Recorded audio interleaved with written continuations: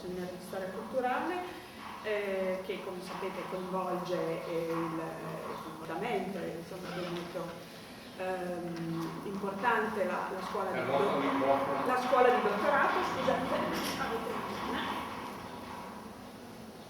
lo dico perché erroneamente nella locandina non scuola di dottorato, ma quindi vorrei rimediare a questo errore immediatamente. So we are glad and honored to have here in Padua today Patrick Joyce. It's not a frequent occasion, and we try to, as you know, we try to invite each year one of the protagonists of the cultural turn in history, and to discuss with Linant last year, if you remember, and with Patrick Joyce today, the state of the turn, of the cultural turn. And this is the case today. If you saw the title of the seminar. I made circulate a very short profile of Patrick Joyce and two texts that are forthcoming, one in past and present and one in a collective volume. And it's around this text that he likes to concentrate his speech today. The texts you have read are very thick and not so easy to understand for an Italian scholar. So I'd like to take just a few minutes, really few minutes, to explain you better which was the scientific trajectory of Patrick Joyce. As you have read, he self-defined himself as a combination of historian and a social scientist. And in his text, I forgot to remember you that he is from the University of Manchester, but also professor of sociology now in the London School of Economics. In his text, you can see very well the effort of combining theoretical and empirical approach to history. That is an effort to go further as simply empirical use of the sources to a theoretical reflexivity that was very strong, as Patrick says in his text, in the early social history, that of the 70s, 60s and 70s, where the social history was very much engaged in a new connection between history and social science. But this kind of theoretical reflexivity has progressively lost, this is the hypothesis, and lost his high degree of novelty and the capacity of historical imagination. So, Patrick Joyce wrote that history is a critical discipline, and the historical method is a form of criticism open to doubt, always open to doubt, about the innocence and the neutrality of archive. And he wrote also that history has always a political matter and an ethical one. And I think we will come back to this point, the political matter, because if you remember, it was a matter that we discussed very strong in our workshop about cultural history in March. So we will come back with this, history and political matter. Patrick Joyce is an historian that, like many other of his generation, the same in certain way is for Linant, for example, but also for William Sewell, that he quoted in his text.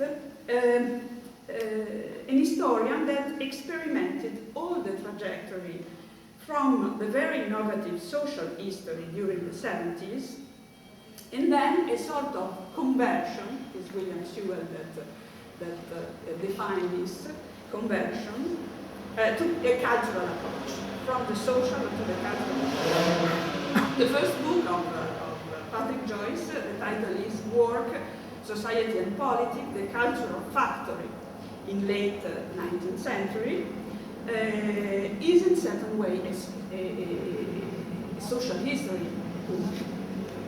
But even in that book, his interest was not so much for conflict and struggle, but for, as he wrote, for the root of consent and deference. I mean, for how power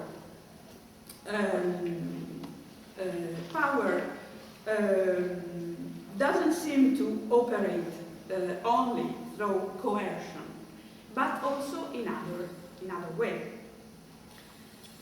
After that book, during the 80s, with the Thatcherism in Great Britain, he developed a strong interest for populism.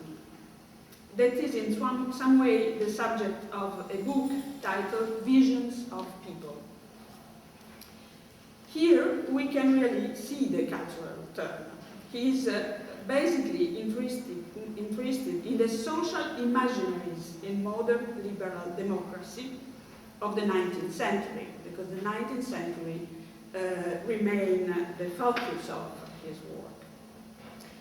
And how consent and dissent can be found within the same social and cultural formations.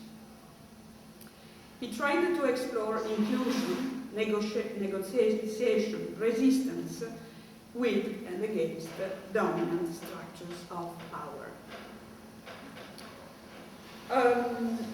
Other books followed, for example, Democratic Subject, that is maybe that one that I love much and I use much for my work.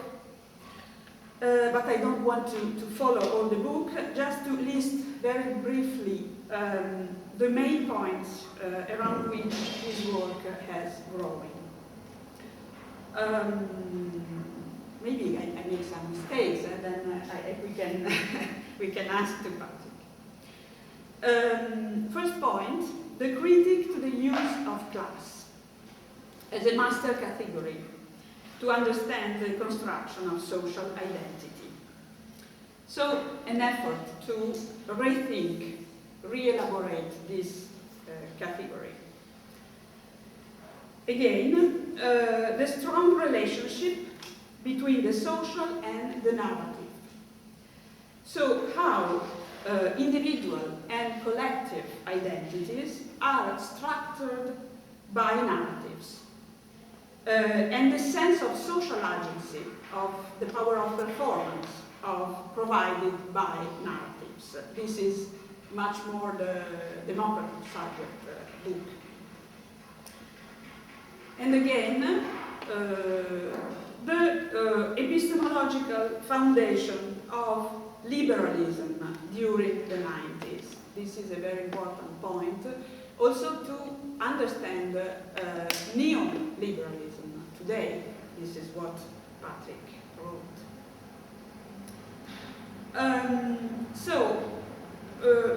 Can we define Patrick Joyce as a postmodern or post-structuralist historian? Maybe yes, but he doesn't like, I think, too much strict definition and boundaries. So I don't want to give him this definition. He thinks, like William Sewell, I cite William Sewell twice because I just want to suggest to you that this book, that is Logics of History, has been very, very recently translated in Italian by Bruno Mondadori. And I think that I warmly suggest you to read it if you want a really important and very clear also synthesis about social and historical theory. History and social theory, and social and cultural theory. So you have a chapter on Gertz, one on Bourdieu, and so on. So I sorry for. I was saying that Patrick thinks, like William Sewell, that the cultural term in itself had an immensely positive intellectual development for historical studies.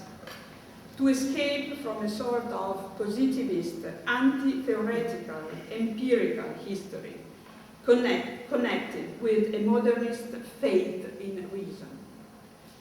But, and this is very clear in the text you read, I think also that in the shifting from the hegemony of social history and that one of cultural history, something has been lost. And so we must regain it in some way today. For example, and this is maybe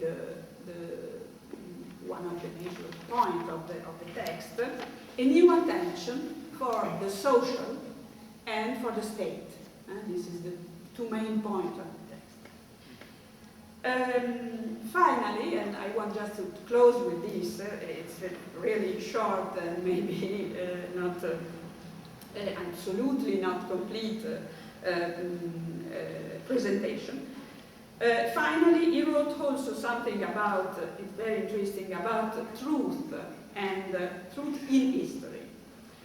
And this, you know, is a very frequent subject of the more hard and harsh polemic against the so-called relativism of the cultural approach. So the problem of truth and history. And I want to close with this. He wrote something that remember me also, Michel de Certeau. Someone of you maybe remember a seminar we had about de Certeau 2 years ago. And so he wrote that both history and sources are strongly implicated in power and frameworks of power, because all form of knowledge, as Foucault very well told us, is also power. Which is, I quote, which is the truth in history, if all truth has an history, and that history is inseparable from power. The answer that Patrick tried to give to this really important question is that history has to create his own credibility through sources and archives. This reminds me to Michel de Certeau. If you remember, he wrote something about practices of history. This is something that can make truth in history, and also the power of the community, the historical community, as another important source of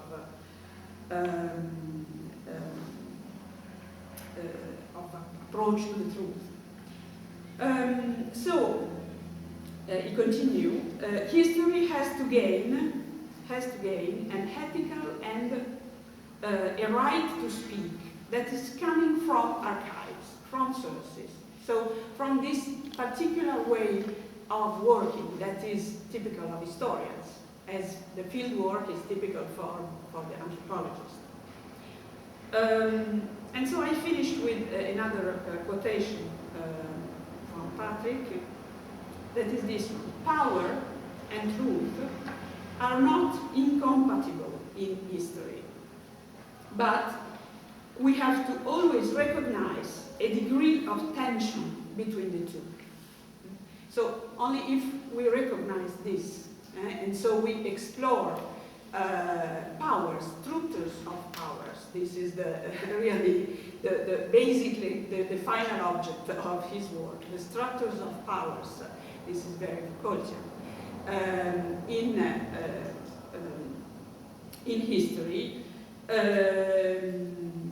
you can also gain for history credibility, right, and also, as I say, the history and the historical work is a gift and for historians and a responsibility.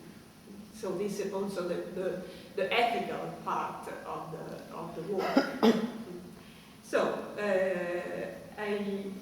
it's time to to start to talk and to give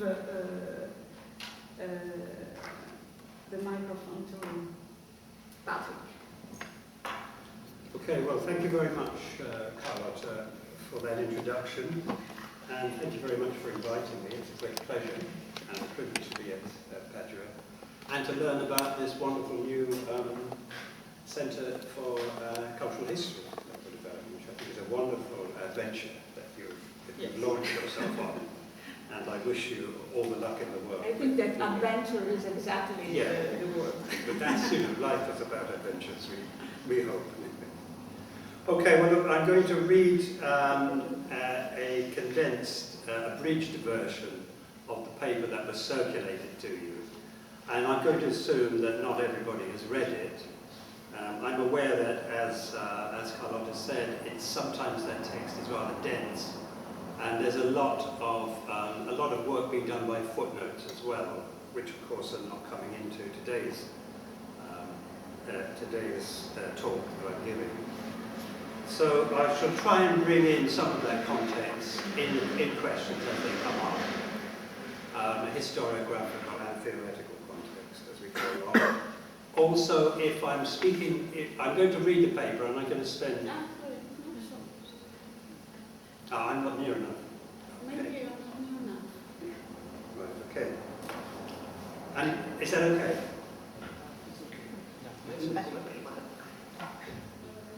Not so much? Forse meglio. We can change. Because maybe this is better. Yes. Is that okay?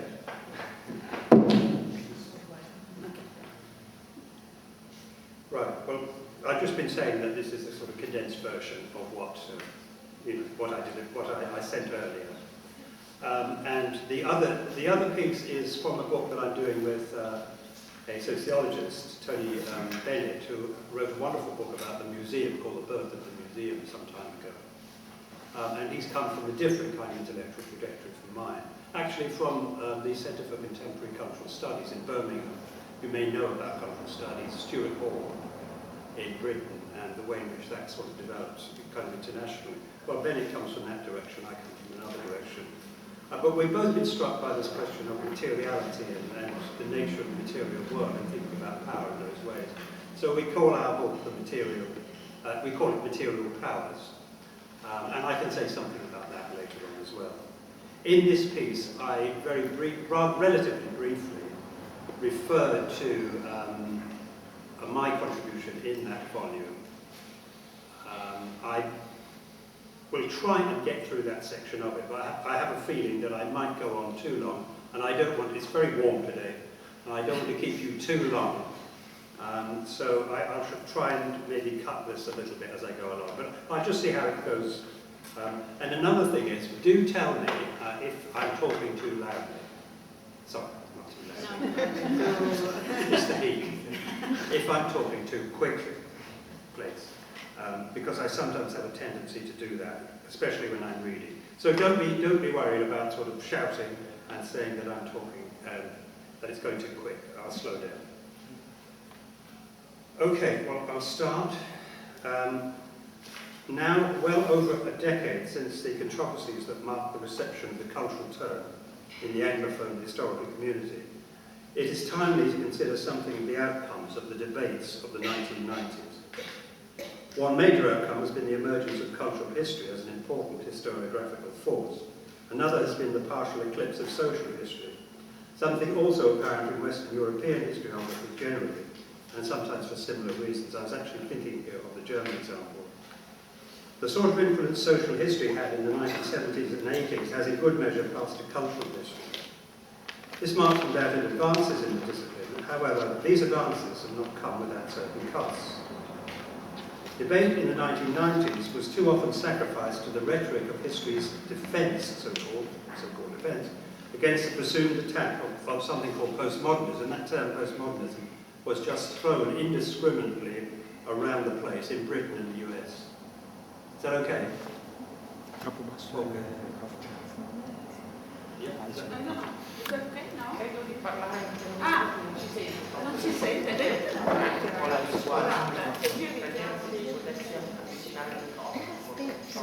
Tu puoi spegnerlo il tuo.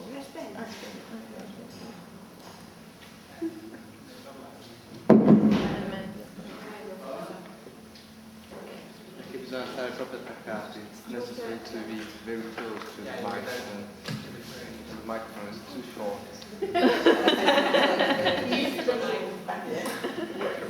Okay. Right, well, I was sort of, I could hear it booming now. Okay, where was I? Oh, postmodernism, yes, the way in which that term, in the 90s especially, was in Britain and to some extent in the US, just simply thrown about very indiscriminately.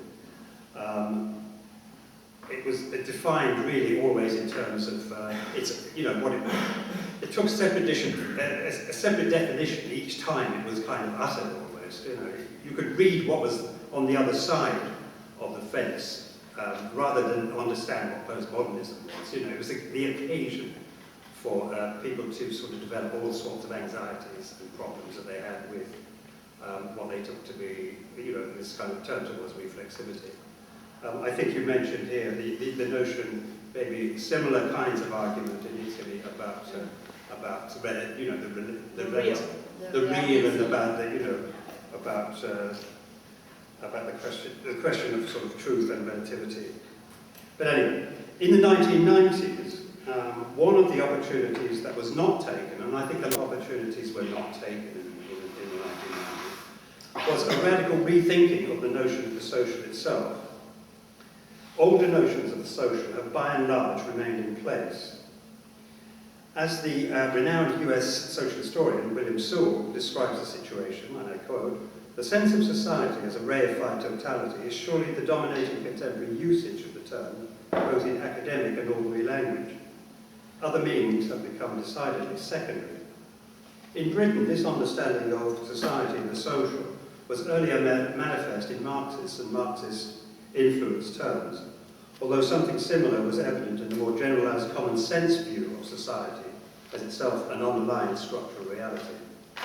The Industrial Revolution, so-called, served as the classic case of society as a subterranean mechanism of historical transformation.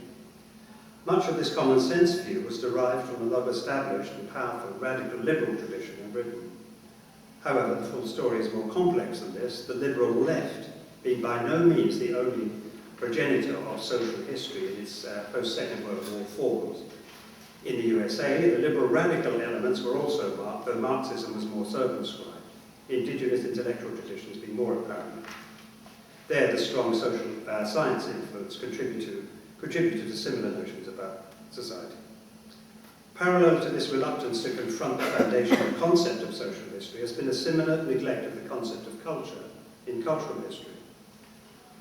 To my mind, an often uncritical embrace of cultural history has meant that as cultural history has become increasingly influential, at least in the Anglophone world, at least I must, obviously these intellectual developments and currents impact and work in very different ways in different sort of national intellectual traditions. And the national aspect of these cultural intellectual traditions is still, despite so-called globalization, is still extraordinarily powerful. So I talk here to some extent about what could be regarded as a sort of cultural history becoming routine. Of course, it hasn't done that in Italy because it's still trying to make its presence felt, make its own way. Now, similarly, I think that same kind of routinization, becoming a routine, happened in social history as well. Nonetheless, what social history at its best did have, and what has been increasingly lost to view in subsequent developments, was, I think, a critical engagement with theory as well as with other disciplines, especially the social sciences. Social history, in fact, actively helping to theorize and to varying degrees politicize the approach of these disciplines originally back in the 60s and 70s. This openness to ideas was evident in social history in the reception of European Marxism, the influence of Annan history, also in the role of American social science. Social history, in attempting to get beyond the narrowness of established political and economic historical understandings, was challenging and innovative and carried a political energy because it took up the big questions of its time, theoretical and political, in a particularly urgent way. Whether this can still be said of cultural history is open to question. The traditional concerns of social history have been largely eclipsed, questions of class, the state, and the economic.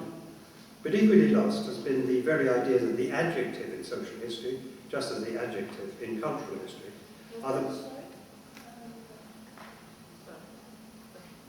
the adjective in cultural history and the adjectives of cultural and social, that these are matters of continuous theoretical inquiry and just as much of political concern.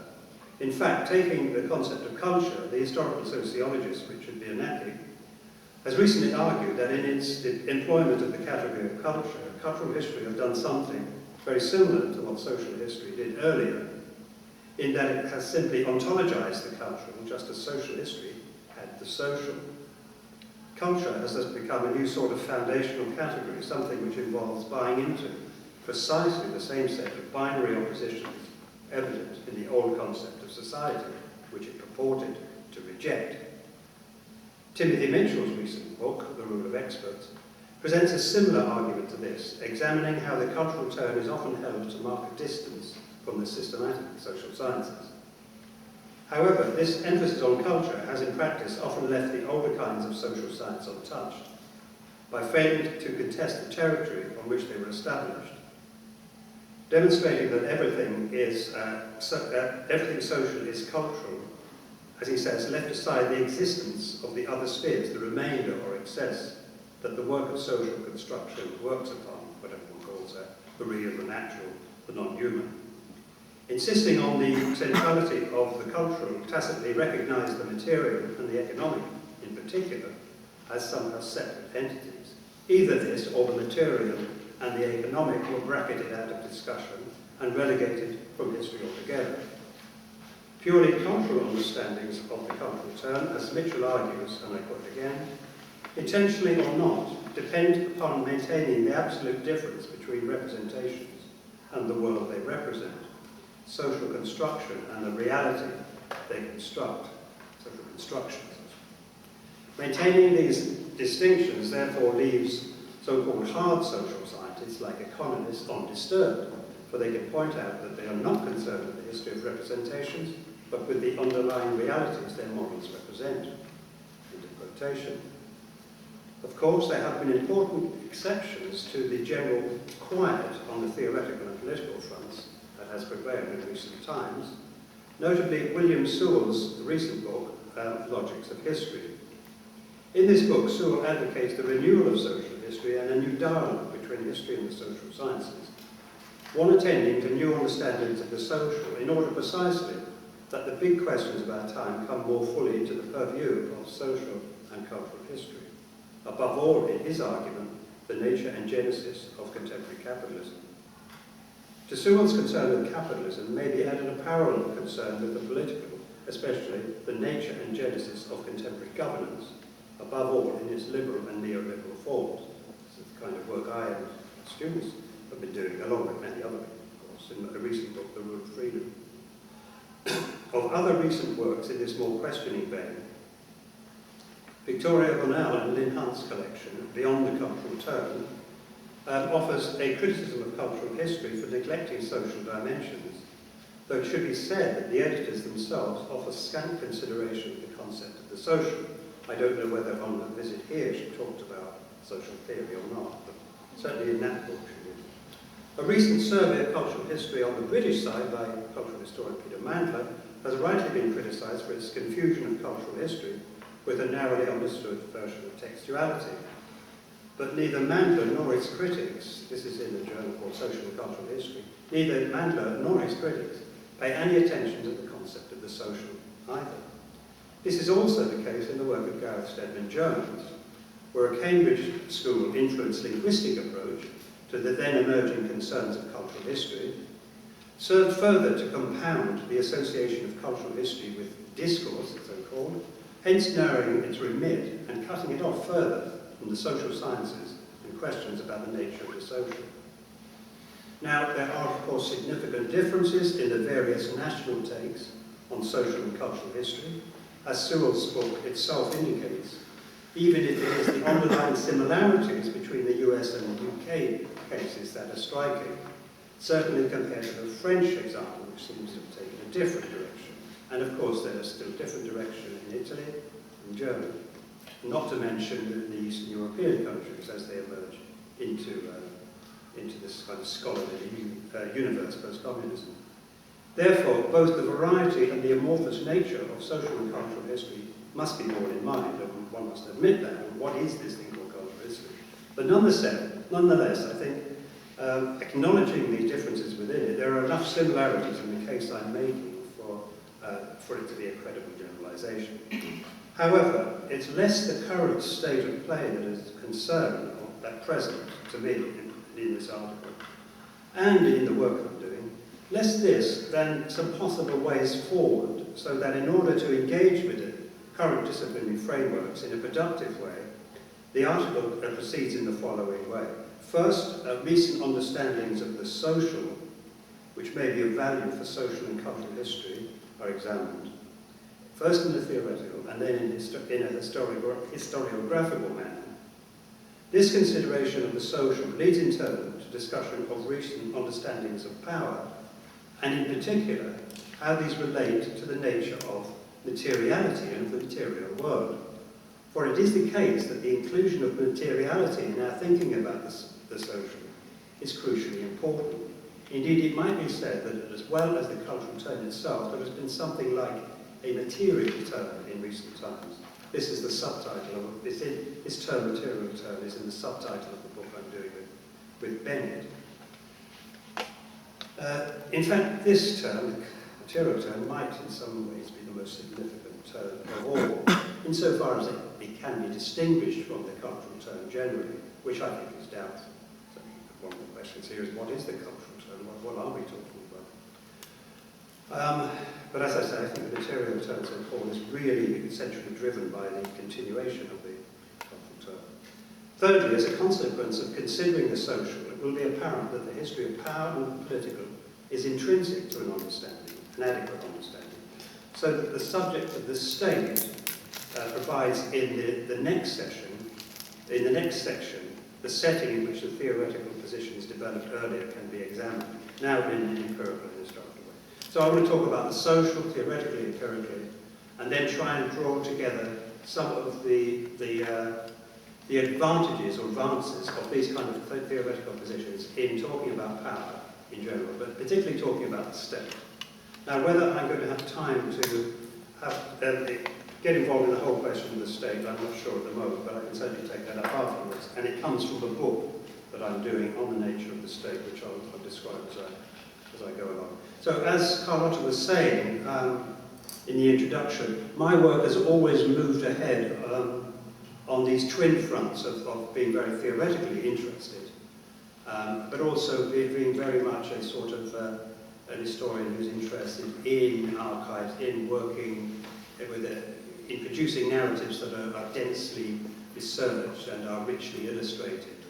And I'm interested in the relationship between the two. I haven't here talked about a kind of a theme that's in the article itself, namely thinking about sort of midway points between, this kind of very detailed empirical engagement and theoretical engagements. Theory concrete, I take this term from some anthropological work. But I think historians especially have to offer this kind of more empirically based, empirically worked out theoretical understandings. They have this as a kind of possibility of offering it to social historians. Whether they take it or not is another matter. But I think that, it's a particular kind of advantage that empirically grounded historical work has in sort of thinking about new kinds of theory, more concrete theory. So anyway, I must try and keep track of the time.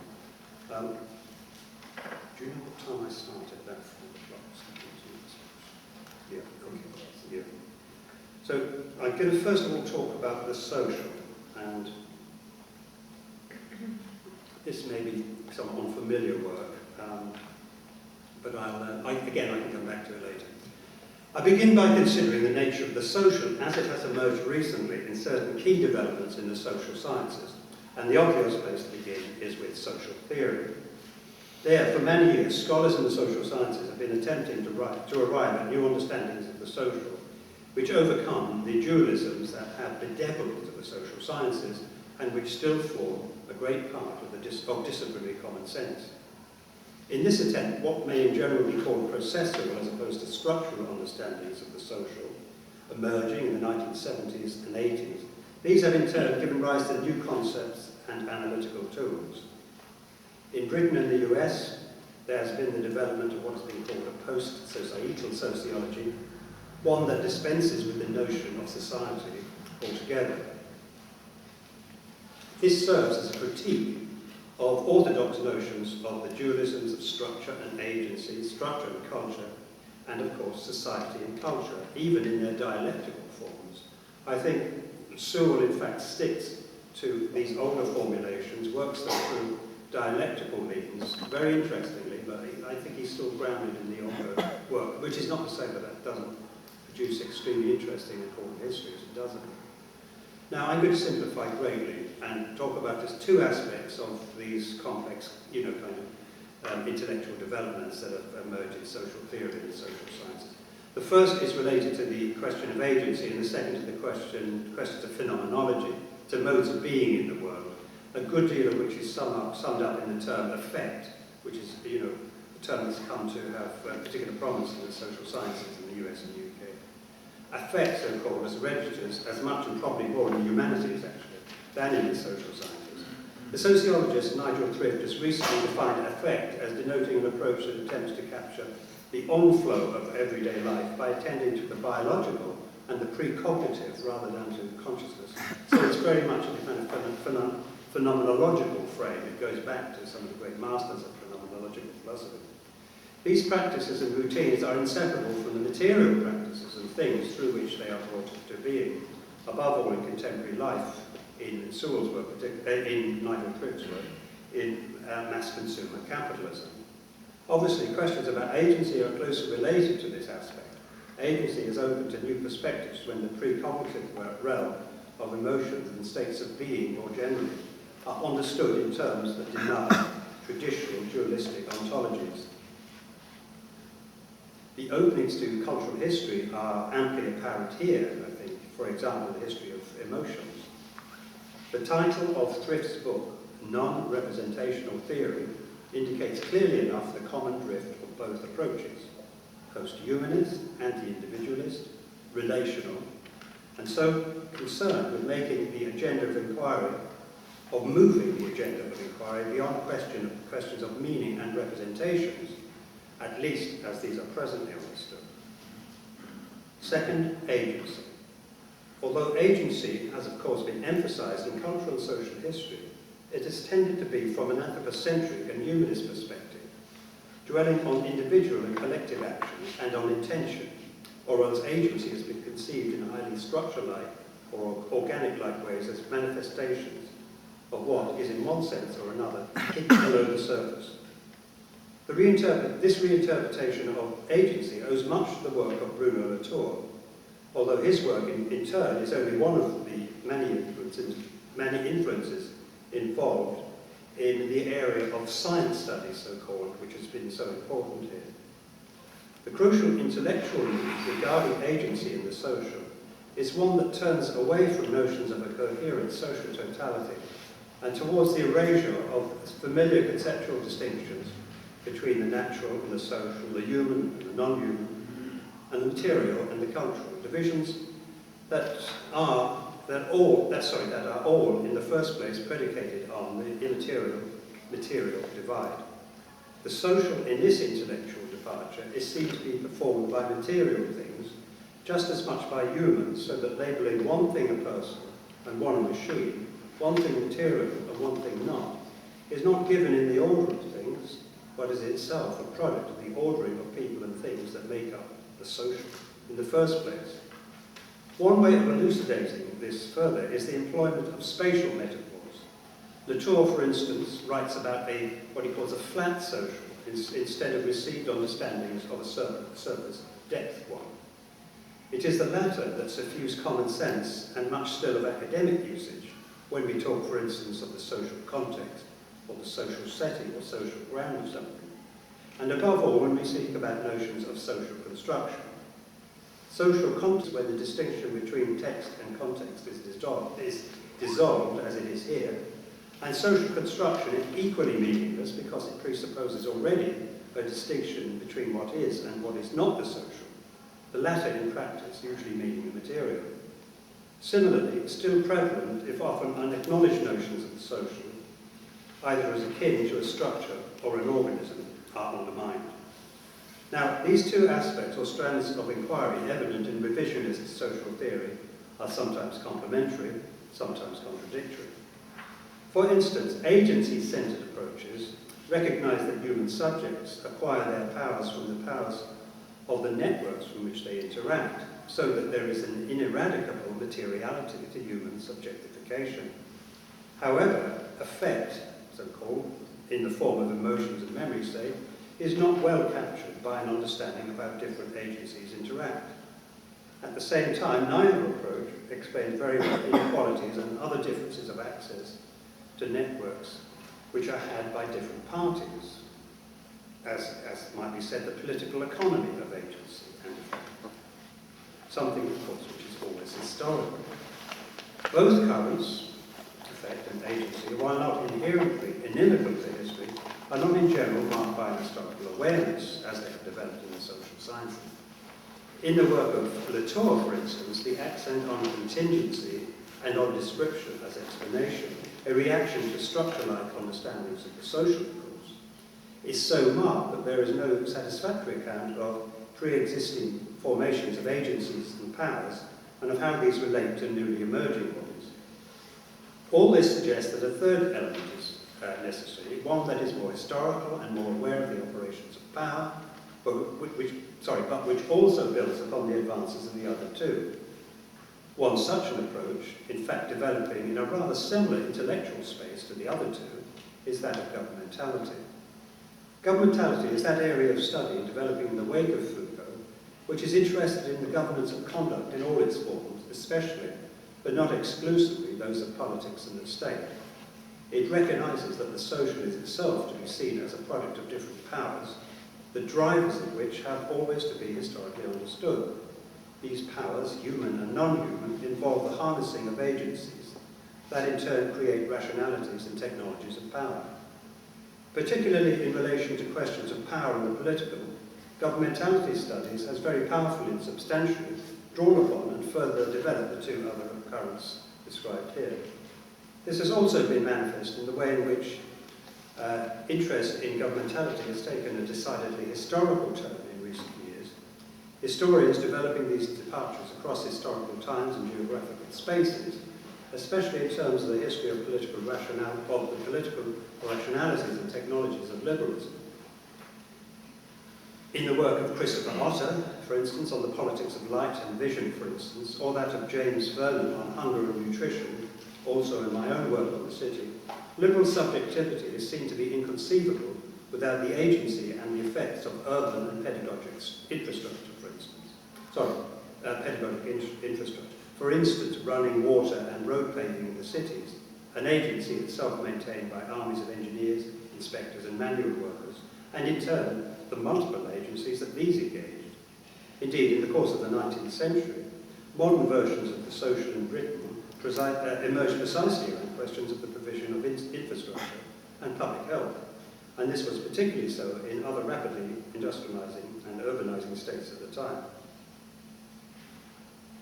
As a way of further elucidating these matters, more systematic attention is now given to some historical works Concentrating on how, in particular, these have handled the crucially significant category of materiality. 4, it is in understanding the material world that inherited and often unacknowledged assumptions about the nature of the social have, in important measure, blocked the development of cultural and social history alike. In shifting from a theoretical to a historical approach, it should be emphasised that the works now considered should not be taken as merely exemplifying the reinterpretations of the social so far considered. While there are many links between them in recent social theory, the former should not be seen as simply exemplifying the latter. For the historical works considered here, each have their own agendas, for instance, agendas in science studies or the agendas of historical sociology. In the same way, the agendas of social theory have their own intellectual trajectories. Rather, the two bodies of work, theoretical and historical, at this stage of development anyway, can be seen as providing commentary one upon the other. Certainly, the historical work shows how the historical deficiencies evident in much of the theoretical approaches can be made up, for instance, in the provision of novel and more capacious accounts of historical change, including how pre-existing formations of agencies and dispositions of powers are transformed into new ones. By the same token, theoretical perspectives provide new possibilities for historical work. In another sense, the works considered here are more clearly exemplary in that in their different historical ways they bring out very clearly how theoretical perspectives have a real payoff for historical work. So, theoretically, the significant development they share lies in extending the activities of history and the social sciences into the realm of what, as the natural, non-human, material world, has usually been considered as beyond the social. I shall first consider, right to my mind, the extraordinary productive interface of history, the sociology of materiality, and science studies, most of it concerning the state, which is in fact my object of attention in this essay as a whole. First, the work of Chandra Mukherjee on the 17th and 18th century French state, which concerns the way in which the power of the French state was performed in and through the land of France itself, literally in terms of the state's territorialization. This was apparent in the fortifications at the periphery, in the gardens, and the gardens at the centre of the new French state.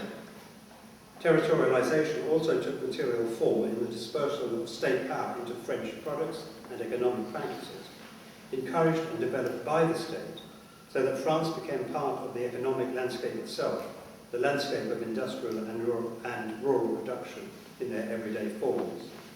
She also considers the crucial role of major public works, such as the building of canals, in formatting in material fashion the powers of the state. However, because the contrivance of great engineering projects at the time, depended upon the input of many forms of expertise, high and low, the state was the outcome of what she calls the distributed cognition of its many makers. The result was therefore not merely an expression of state power from above, but state fashioning in a multi-directional way, in which stakes in the state were diverse, so that the operation of the powers of the state were correspondingly complex. While it is apparent in this work that the French state was discursively constituted and experienced, it was also, in fact, produced in ways other than through discursive articulation alone, in terms of practice and materiality. I'm going to just move on from, I was going to say something about the work of a man called Richard Biernacki, who I've quoted already, an historical sociologist, who wrote a wonderful book on labour and the way different notions of labour are carried historically over time through material practices and objects. I'm not going to have much, I'll leave that, I can come back to it later. And I'll refer very briefly in passing again to what was in fact seminal work on scientific experimentation in 17th century Britain long ago, which established how material objects and processes, including the body, are the bearers of both knowledge and social relations, and therefore of culture. Okay, well, this and subsequent work shows how the replication of scientific tests depended on tacit bodily know-how to make and operate instruments, a capacity that was lodged in the body and in the hand, and only with great difficulty and much inadequacy represented on paper or in speech. Forms of understanding were transformed by a non-verbal enculturation of the body. I'm thinking here of work by, say, Stephen Shakin, the great historian of science, A Social History of Truth. Also, the absolutely foundational work which he did with what's his name, Simon Schaffer, Leviathan and the Air Pump, because it's a book about, as I say, about scientific experimentation in the 17th century. Latour, in fact, also draws very, very heavily on Shakin and Schaffer's work. So that in many ways, a lot of the force behind this understanding of materiality comes from science studies, comes from historians of science and technology. And this has been taken up by social theorists in turn. And I'm saying that we can now feed it back into history in different kinds of ways. So there are many kinds of work involved here. And in the original article, I referred to some work that I've been involved with a German and American historian, Peter Becker and William Clark, who've looked at material practices of bureaucracy and the role of the material forms of the office and paperwork. It's my subject later on, how these have been involved in the formation of bureaucracy across many different national examples. Let me just briefly refer to what comes from a much more theoretical and, in fact, philosophical position, yet with an empirical purpose in view, however heterodox this purpose, which is manifest in the, to my mind, very innovative work of Manuel Lander, who's a social theorist, a sort of sociologist, anthropologist, I think currently at NYU. Lander provides what he calls a non-linear history of the last millennium in which matter is brought directly into historical explanation. The account being shaped by the ways in which matter and energy are transformed and in turn being transformed by their passage through human populations over the long term. The book is called 1,000 Years of Non-Linear History, rather grand title. This reminds us of the significance for environmental history of this sort of work, including the politics of environments, and it links to work in somewhat different veins, for instance, the work of Timothy Mitchell on the history and politics of carbon energy. Now, Lander also makes considerable use of the work of that very great historian of material work, Fernand Braudel, and of others of the United School. There is indeed a pleasing circularity here, for what was a major influence on the old social history, namely Abel and Bianchi's work on labour, it draws attention to the economy and the economic, which even more emphatically than the social has been ignored by cultural historians. I have in mind Timothy Mitchell's recent book, The Rule of Experts, Egypt's Technopolitics Modernity. Cultural history has not only neglected the economic, it has also, with honourable exceptions, neglected the state. The great value of Mitchell's book is that it plays out in detail in terms of the history of the 20th century, of 20th century colonial and post-colonial Egypt, the argument that, as he puts it, the distinction between the material world and its representations is not something that we take as the starting point. It is an opposition that is made in social practice.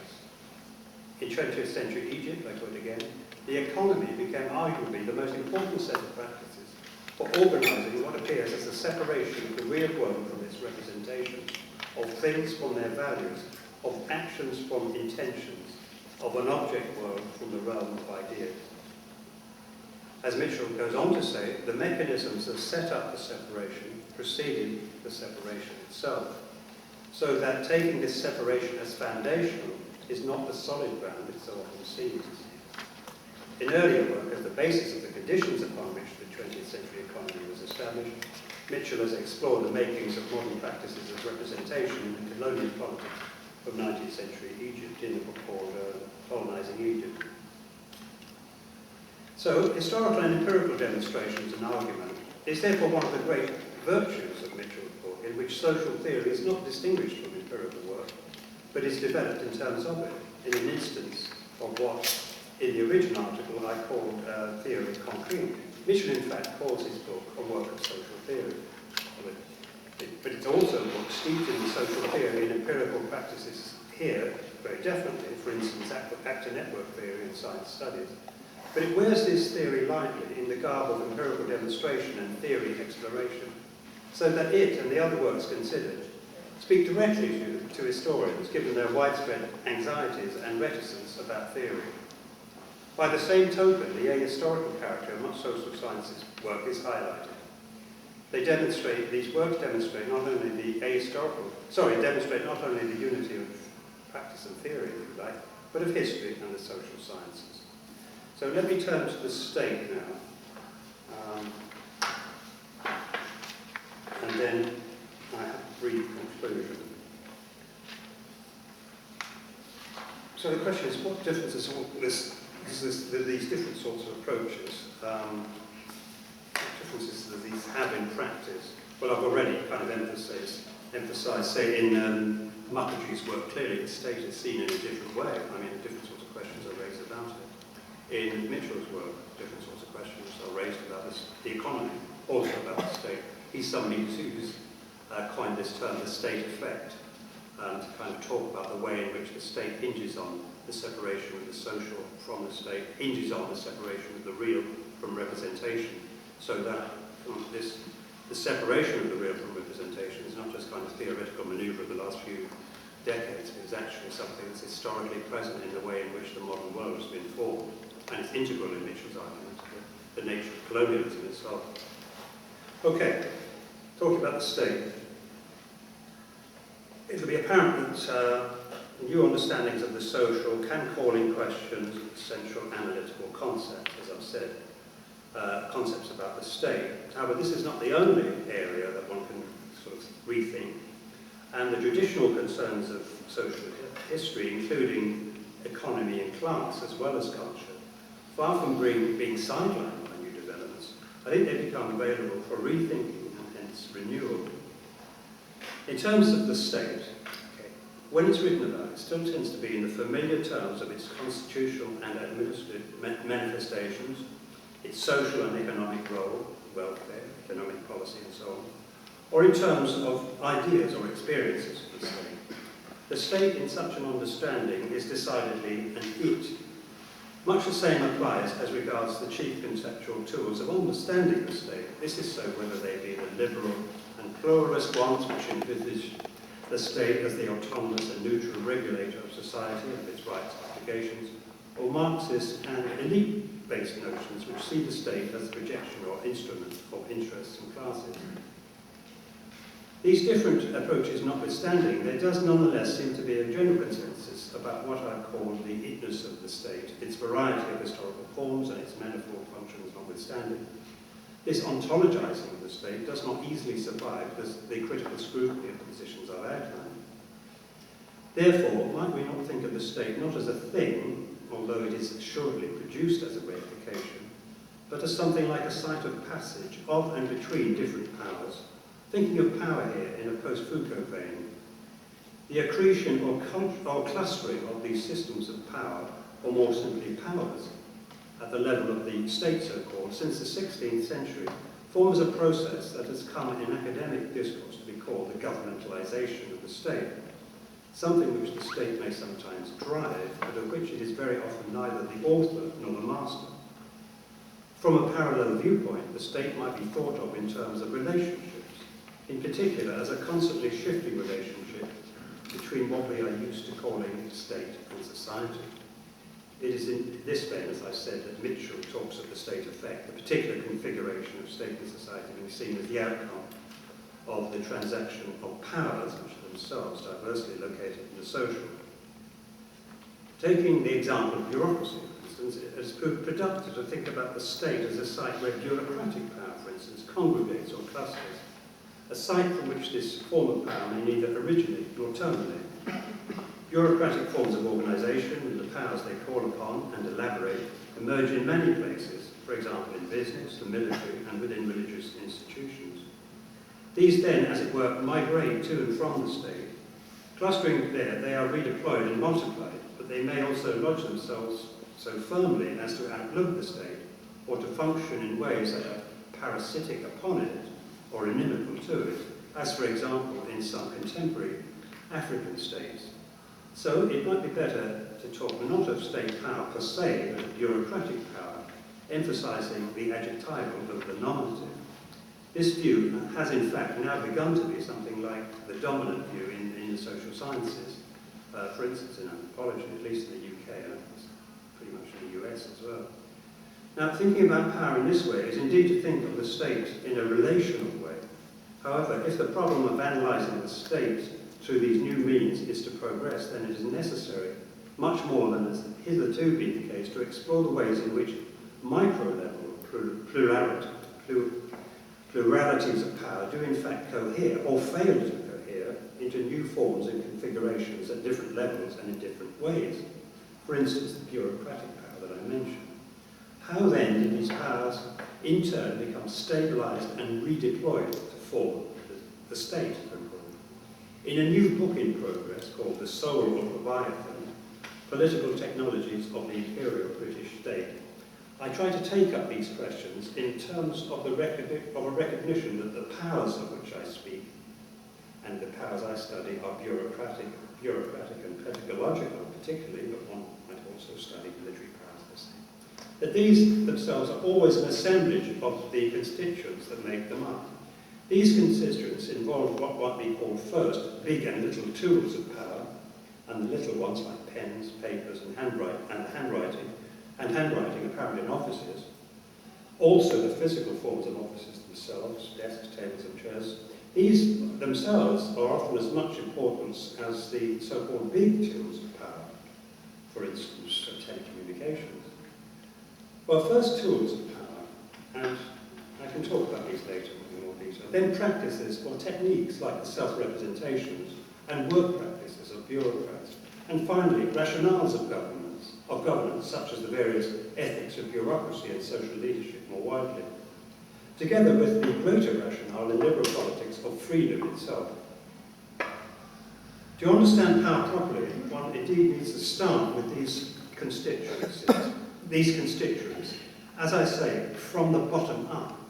However, not in the old mould of history from below, working not from the micro to the macro, but operating multi-directionally, as it were, seeking for points of articulation, of the configuration of networks, for points of stabilization, but also, by the same logic, points of destabilization and disarticulation.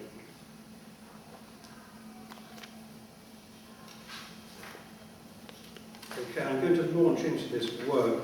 I don't think I'll have time to go through all of it, but I'll try and give you the gist of it anyway. I'll try and make these points a bit less abstract, because they are rather abstract, I admit. So I wanted to discuss this work on the state.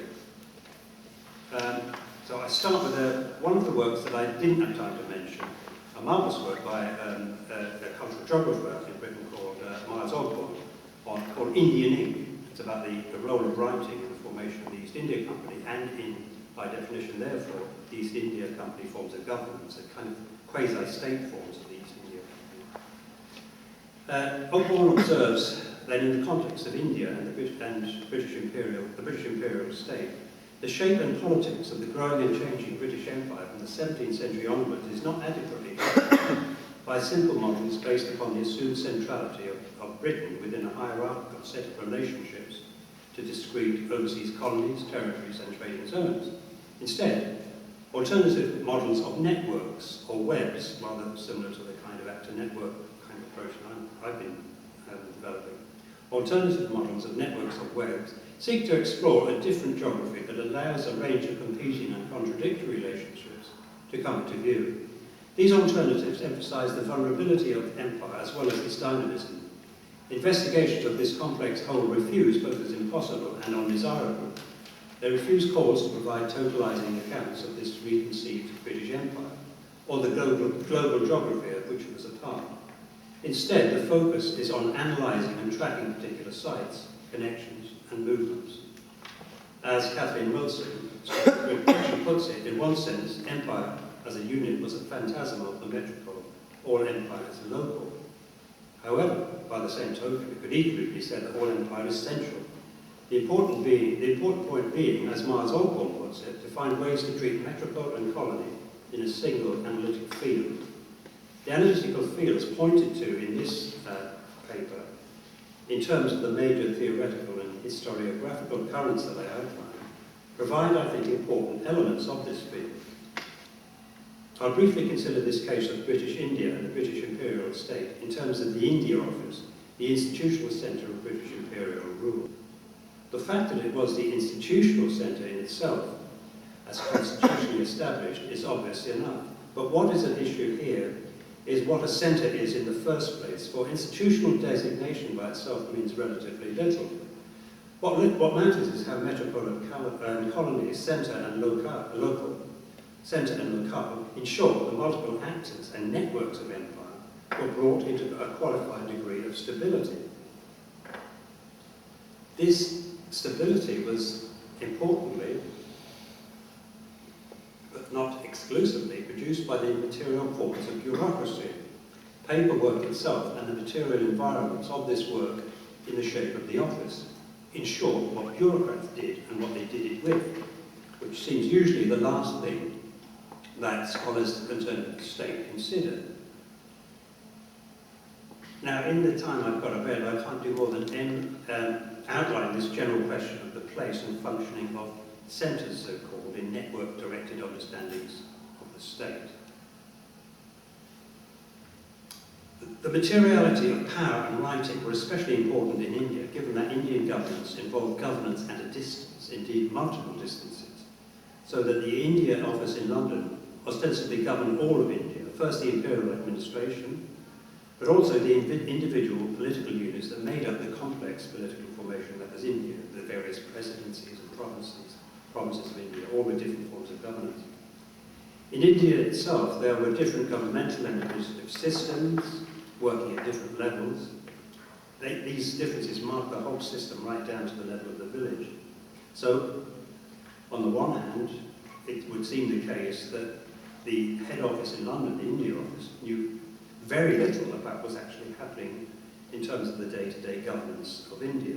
However, this understanding can be misleading, for the material powers that bureaucracy represented performed the state in such a way that the material forms and practices of administration itself, reports, minutes, the primary tool of the file itself and so on, served to centre the imperial state and in the process redistribute power. While there is much emphasis in the historiography of British India on the disjunctions of empire, the constitution of centres, so-called, recalls the basic question, sometimes lost, as to how the empire could work at all, in the sense of achieving direction and continuity in the midst of profound centripetal tendencies. I'm just going to have to jump, I think, to my conclusion, and what I talk about in the remainder of the paper and of the original article, and what I elaborate in the work in the Material Powers book in an article called Filing the Raj, Political Technologies of the Imperial British State, is the way in which, in the research I've done, I've looked at filing systems and the actual material nature of the file, how files are constructed, how they're shaped, the kind of paper that they use, the kind of pens that were available to be used, the life expectancy of ink, for instance,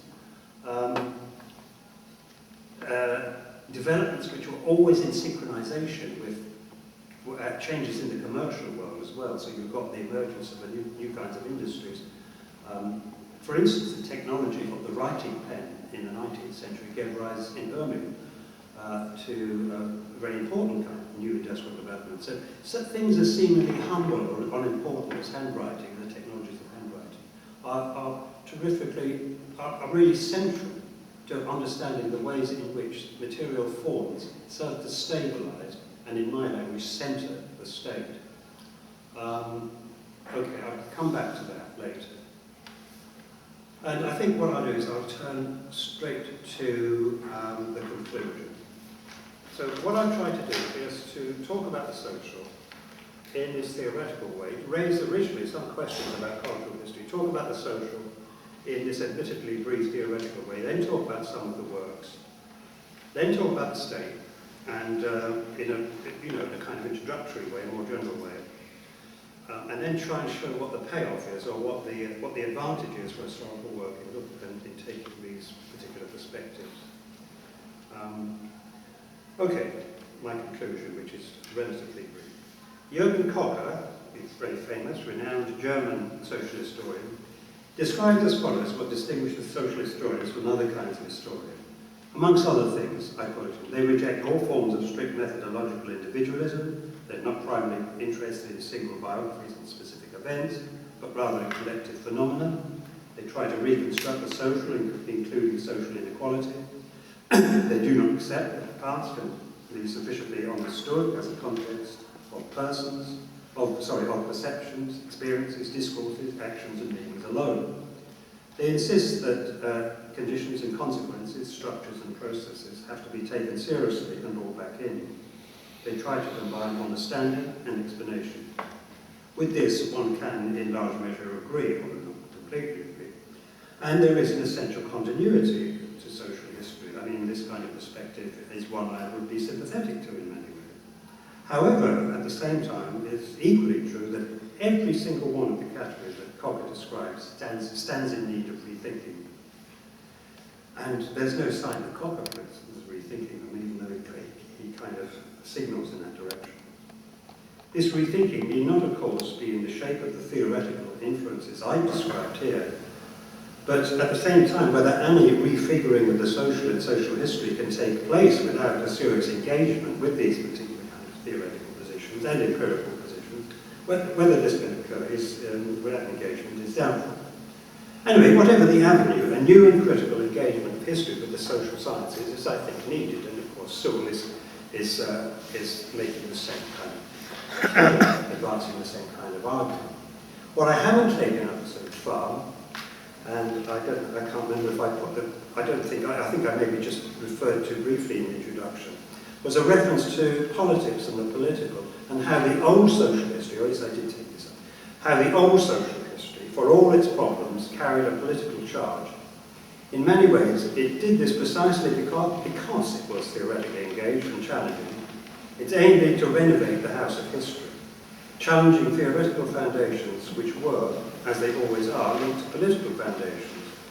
Therefore, the kind of theoretical awareness advocated here is important for the idea of a critical history, just as it was for the old social history. However, as has been seen, the nature of the theoretical has itself changed. That's a reference back to something I did cut out earlier. I think people say anthropological theorists are thinking about theory in a rather different way, for instance, as much more short-term, much more kind of local. So the nature of theory is concerned, given the turn to the concrete, to description, and to the local, and away from the grand historical, the developmental, and the politically prescriptive, as in Marxism. However, the theoretical positions I outlined frequently carry a message more directly political than that of a theory-aware critical history alone, although I think that's important. So that there is in them, as there could be in a revived social history, a direct connection between the politics of the present and the politics of academic intellectual activity. Now, this political message, born out of the engagement of contemporary social science with the emerging realities of contemporary society over the last few decades, will not be congenial to everyone. Its political agendas are broadly post-individualist and post-human. This sociology emerges out of an engagement with information society, whatever we like to call it, the new kind of society that has emerged in recent times. So that it's, as I say, its political agendas are post-individualist, post-human, and they don't sit well with many currently obtaining notions of the social. However, as the great governing political and historical narratives of the 1960s and 70s have been displaced by a much more fluid and changing political and economic world, new sorts of politics, as well as of academic theory and practice, become necessary to engage with this new world. It would therefore seem necessary that social history engage no less, and cultural history, engage no less with the politics than the theory of new positions. The political itself, in the years intervening since the 60s and 70s, came in important measure to be redefined in identity terms. Cultural history itself, especially in the USA, being closely linked to a politics which was, and to some extent still is, identity politics, the politics of race and gender especially. The political situation of these years likewise produced the context in which academic activity itself to some extent took on a political and ethical character, so that political identities came to be expressed in academic life itself, and the character of being an academic and practicing a discipline as such.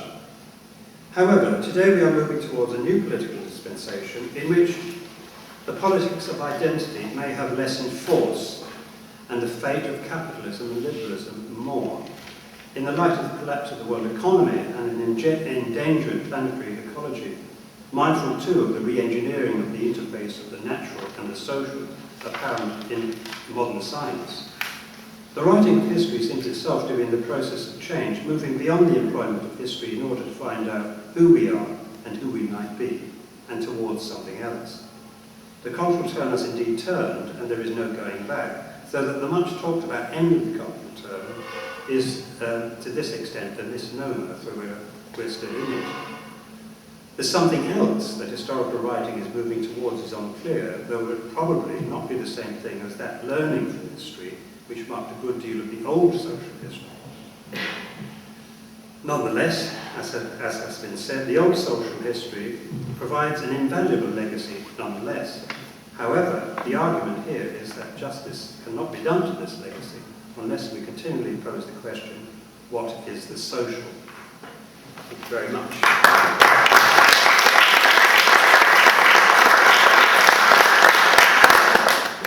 Actually, I've called the new version of the essay, it's called simply, What is the Social? What is the social in social history? Thank you for listening to me. I hope I didn't talk too long. So I'd like to begin the discussion with some comments, a few comments, with my reactions of, at least some of my reactions of the text. For the first, I'd like to remember in the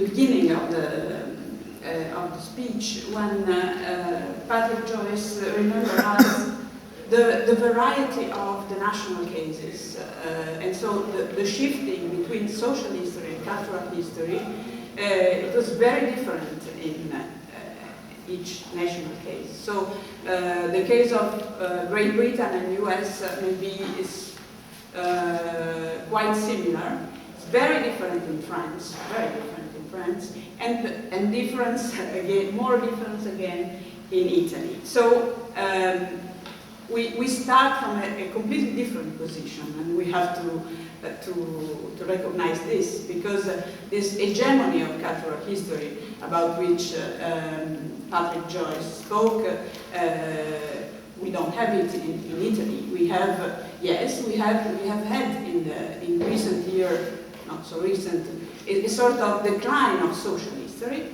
Yes, this of the innovativeness, if there is this word, of social history. We had a growing effort of cultural approach, but we had also a persisting, very strong role of political history, maybe with some new cultural approach to political history, but not so much. So what I think is that we still need studies about narratives, for example, social and cultural narratives that we don't have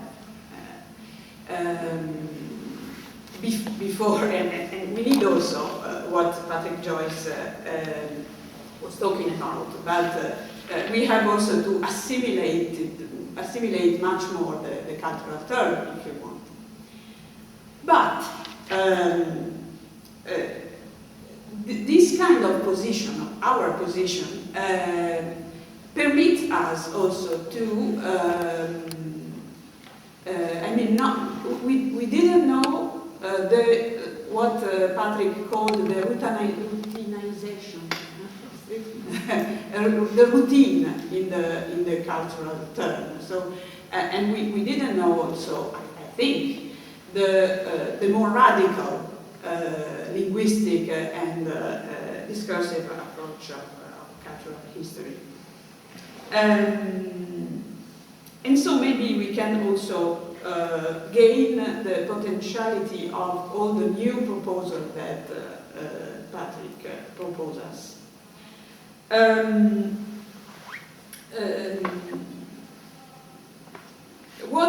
think what he proposed is, I think, and I'm not sure, is a sort of application of the cultural approach, not only to mental landscape and to representation, but to a more wide social that we have less in a less vague way to define. And so, if you wanted to apply a work based on the Foucaultian category, like microphysics of power, or like governmentality, to other fields, and also to a sort of materiality. And so to include objects, to include spaces, I think this is also important, in our work. And to reach, I don't know if it exactly is this, but what I read somewhere, the embodied practices of politics, for example. This is what I'm studying now. So also the practice, the material aspect of signs and representations, like hat or uniform or writing in this case. So this kind of embodied practices. So I think that in Italy we can, in a certain way, recuperate some fields of studies that were important and very developed in Italy,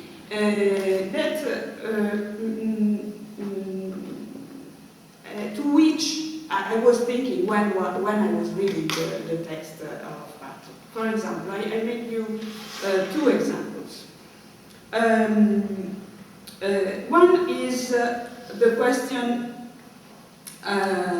for example, of the materiality and spaces that was very important in urban history in Italy. We had a very important tradition of urban history, not like in Britain, but I think that urban history during the 70s and 80s also was very important.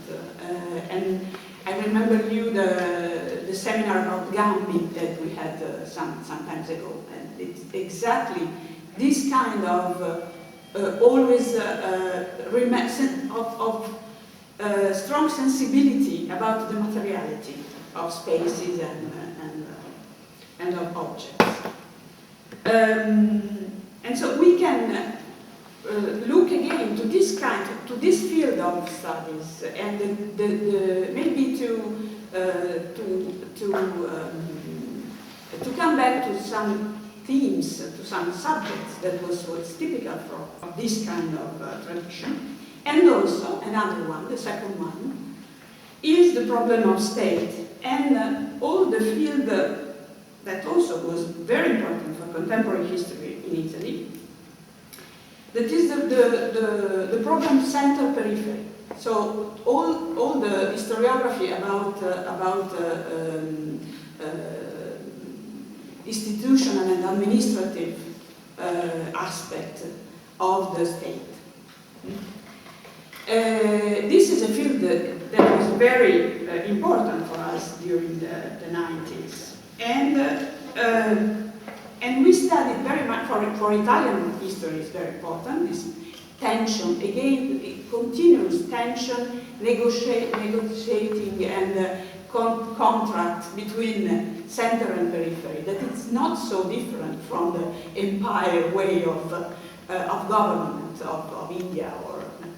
So the problem is to recuperate this kind of tradition with a much more sensibility and flexivity about the theoretical approach, and with all the sensibility with Foucault and with the cultural turn that we have now. For the last example, all the studies about nationalization, politics. This is another field very important for contemporary Italian history. So the politics of the nation, the cultural nationalization in liberal Italy or after the unification. If I come back to this kind of studies now, I find something really that it was not so clear to me during the 90s or the 80s. That is a very, very vague, very not defined reference to the agency of this politics. Who is that make or not make, and how makes this kind of national politics, this kind of this way of integrating Italy. And the agency were very different locally, very different socially, politically. So there is something, if you come back to this kind of study, you have really the perception of a state, very mythic and very indefinitely, that make this kind of politics of new nationalization. So even come back to this study with a new perception, a new sensibility, I think it will be very important. Last thing, but meanings. This is a question. This is a big question. I'm very interested to this kind of material turn. Also to the idea that we can leave the dimension, the exclusive dimension of representation. But the problem of, in your conclusion, if I understand well, you say that we have to, not we have, but the critical and theory now is moving through a more concrete, descriptive and local. I can be Italian, so I... and so we have, and the adjective that is more difficult for me to understand is descriptive. We have to lose or not to lose, but to take apart the question of meanings. This is what is the, or is, it simply is not the only question, is not the only problem we have to, because if you want to understand, to explore structures of powers, I think that meanings is continue to be the center of the work. So this is my comment. Sorry for, but it was really very interesting, and to read the text, to listen the speech, and so I hope that many suggestions in my mind. So I think before Patrick can answer to me, it's better if we open the discussion, and maybe we can have 2 or 3 questions and then answer. Okay? Giulia.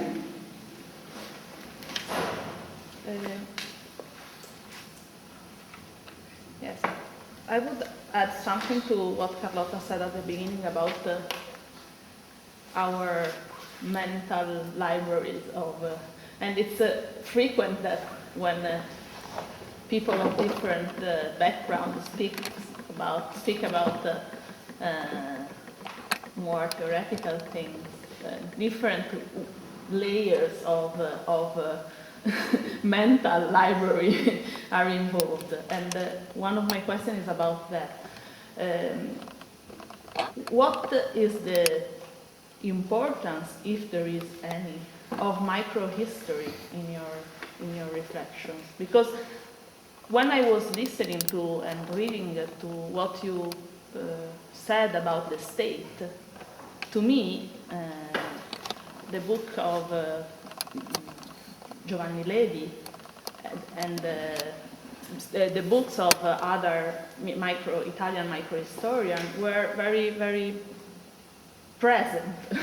They think that their itinerary was quite similar to the one you are tracing, and it seemed interesting to me to understand if there is any relationship in your thought with this, at least the most renowned, internationally renowned of this microhistorian and your own reflection.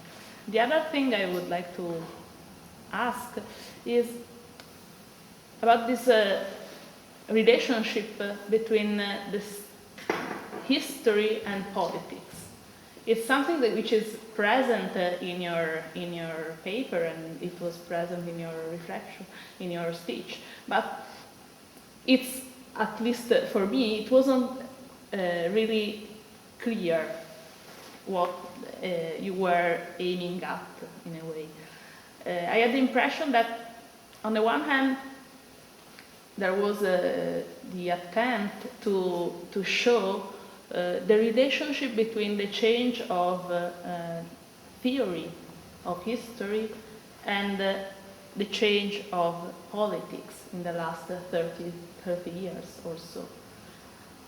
And what I would like to know, and I know that it is a basic question in a way, but it wasn't clear if you meant that there is a parallel path of historiography and politics, or if you think that the one followed the other. And this is quite interesting for me, because I have the impression that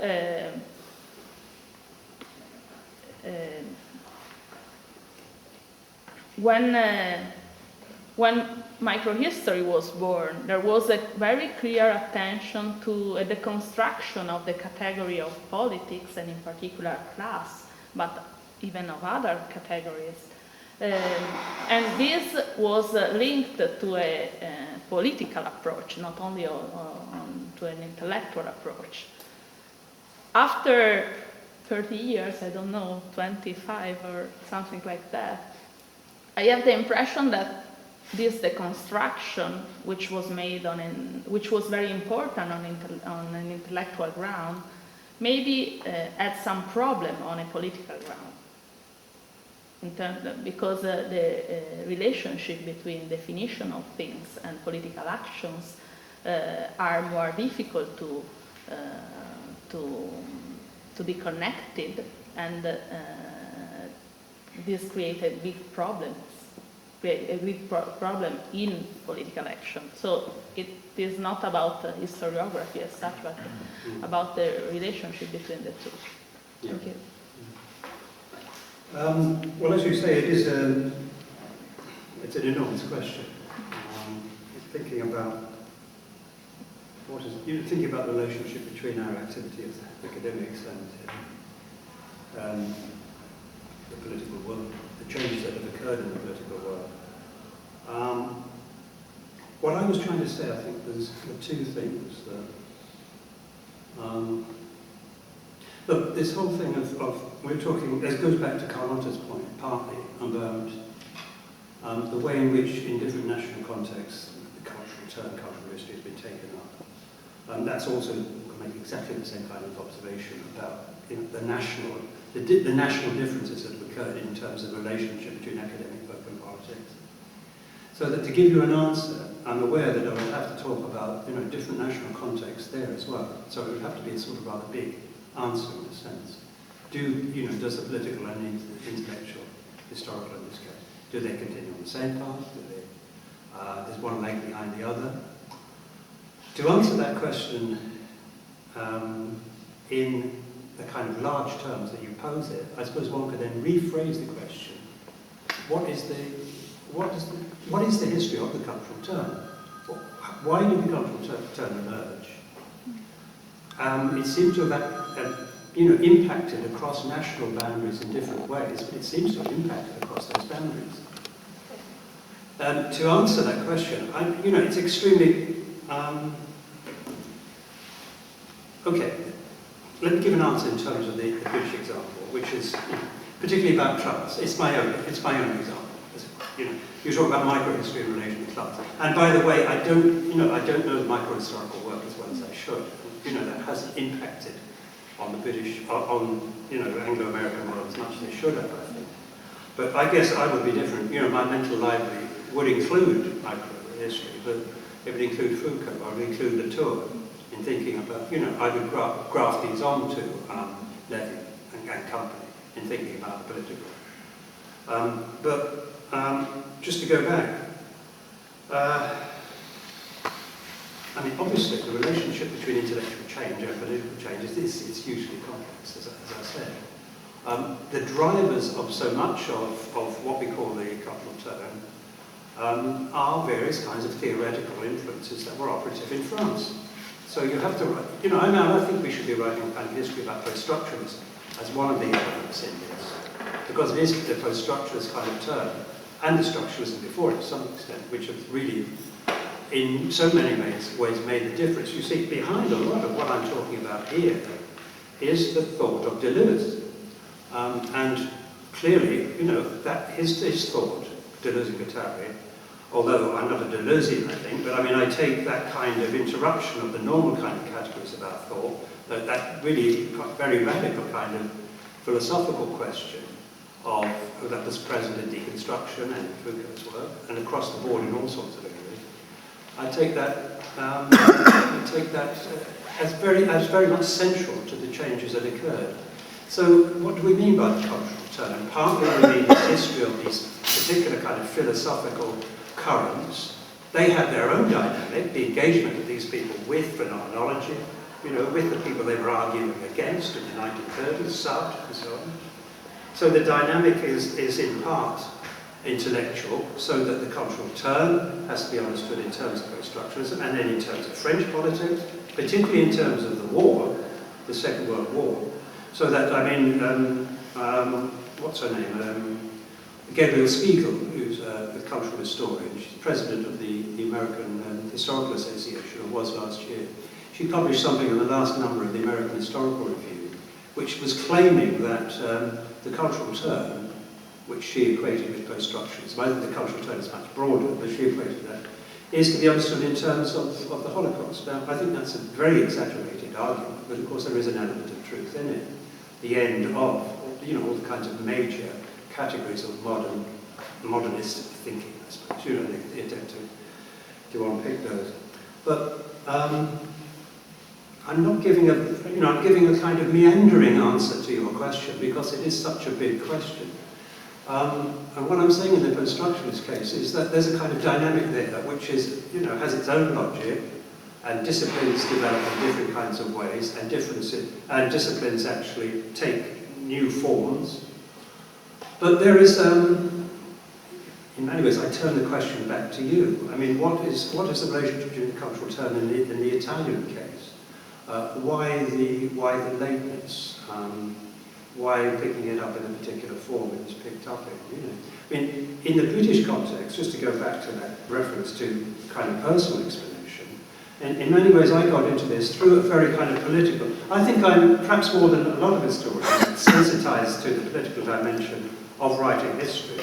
A lot of them are not so sensitized, and maybe that's a good thing, but certainly in my case I came into the cultural turn in terms of class and the British context and Thatcherism and the dissolution of the left. Now that's a trans-European, that's a very, extra-national kind of historical development, the dissolution of the left in the 60s and 70s. And the dissolution of class as a kind of master category. of historical explanation. So I came into it in terms of thinking about the linguistic terms that call it then, in terms of thinking about the place of culture, of science, of representations, of meanings, the interventions of political figures like Thatcher, but precisely in Britain the argument was actually about the nature of working class radicalism in the 19th century. Instead, Joyce came into the picture there and talking about chartism and the language of chartism, so that language matters. So in Britain, because of it's so centred on class, you know, in the way in which it sort of works culturally and politically, in the way in which we think in Britain, class was a really important category. In the States, I think gender and race were much more important categories. But nonetheless, the politics that we then moved into seemed, as I said in the piece, and has seemed to be something like a politics of identity. The question is, are we now leaving this era? Are we moving away from the kind of politics of identity? Are we moving into a different kind of politics? What will that be? I'm partly responding to that aspect, to a politics in which the human and the non-human are merging, bioengineering, for instance. One of the people I work with is Nicholas Rose in London, and I've been very influenced by Foucault, but also by the way in which Foucault has been taken up by certainly British and to some extent American political sociologists. Paul Rabinow, who is very close to Foucault, has been an important figure in this. But Nicholas Rose's book, The Politics of Life Itself, about bioengineering, his earlier work about sort of, sort of engineering the soul, engineering the human soul, the kind of interventions that occur there.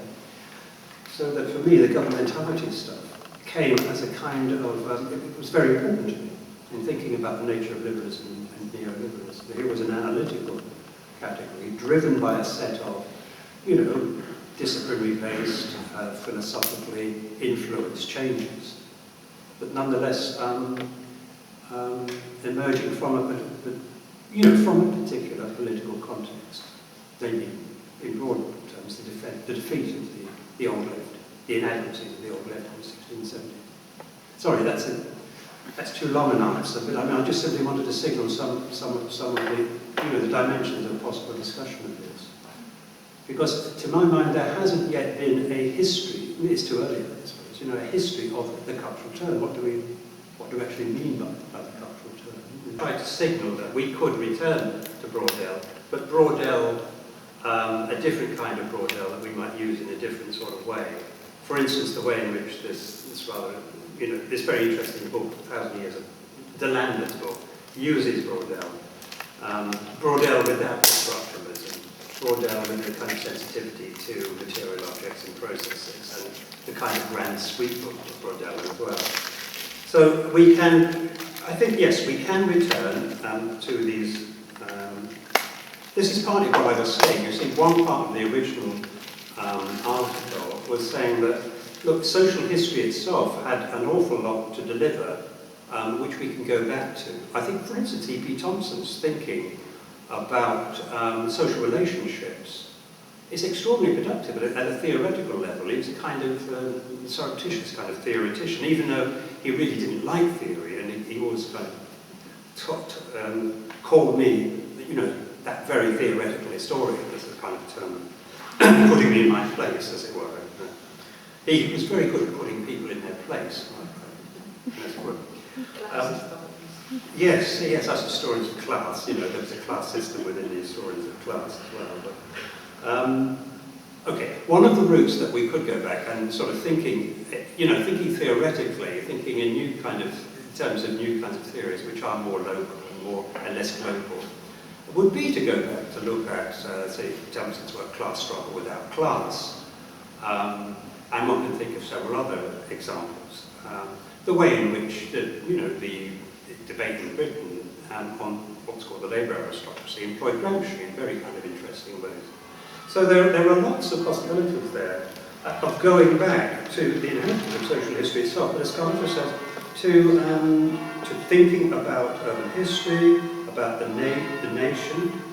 That's the second question here as well.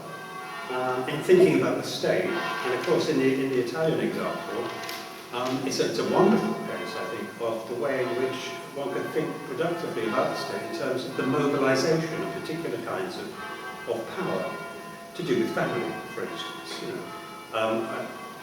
The question, you know, what I'm trying to do in the book is kind of be a little bit more systematic in thinking about forms of power, bureaucratic, pedagogical. But, you know, how can you kind of sort these, seal these off one from another? They constantly interconnect with each other. But I think, you know, I suppose what I'm trying to do is a kind of theory building in terms of what are the powers, in particular national settings, which are significant for the state. And in the British case, I think one of the important areas is you know, bureaucratic power. Now, the family in the British context is very important as well. And I'm thinking about the formation of the governing classes in Britain in terms of the public schools. But in the Italian example, the way in which you can understand the state in terms of the mobilization of the values and practices and materialities of family, of locality, would produce very interesting ways of thinking about the state in a kind of Foucauldian vein, because one of the problems with the governmentality, the direction of governmentality, is that it kind of tends to leave the question of the state. It takes the, you know, it occupies the ground of saying, well, we must look at the governance of conduct in all these micro-plural ways. But then, you know, they're quite happy to. Foucault, although Foucault was, yeah, but I mean, the people who take on the governmentality stuff in Britain, particularly in the USA, my criticism of them would be they vacate the concept of the state altogether, and that one needs to sort of, the state is, there is a real, you know, you mustn't ontologize the state as a kind of thing, reify the state, but at the same time, one can still pose the question, what is the state? You know, it's a perfect, it's an important and legitimate question. It's got to be answered, and these governmentality people, as it were, don't answer it. And I suppose in the book, what I'm trying to do is sort of be a bit more systematic and try and give an answer, however provisional, however rooted in a particular set of historical circumstances, as to what the British state has been. And yes, precisely, indeed, as I say, the Italian case would be a wonderful example of the sort of mobilization of particular kind of powers, their redirection, their organization at the level of, or their disorganization at the level of the state, and so on.